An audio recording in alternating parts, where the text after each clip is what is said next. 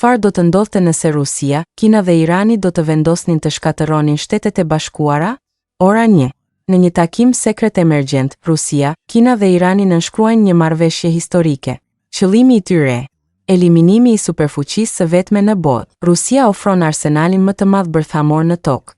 Kina ofron ushtrim më të madhe në botë. Irani ofron territor strategjik dhe dekada armiqësie. Për momentin, Shtetet e Bashkuara nuk dinë asgjë. Ora 8. Sulmi i parë është i padukshëm. Një sulm kibernetik i koordinuar nga Rusia, Kina dhe Irani mbyll të gjithë rrjetin amerikan të energjisë. New York, Los Angeles, Chicago, gjithçka errësohet. Sistemet ushtarake fillojnë të dështojnë. Raketat bërthamore amerikane bëhen përkohësisht të paoperueshme. Ora 16.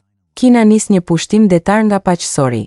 Rusia përparon përmes Arktikut. Irani bllokon gjirin persik duke prerë naftën globale. Presidenti amerikan aktivizon protokollin bërthamor të mjetit të fundit. Nëse Shtetet e Bashkuara bien, bota bie bashkë me të. Mira raketa bërthamore gati. Planeti mban frymën. Askush nuk fiton. Askush nuk mbjeton. Loja mbaroi.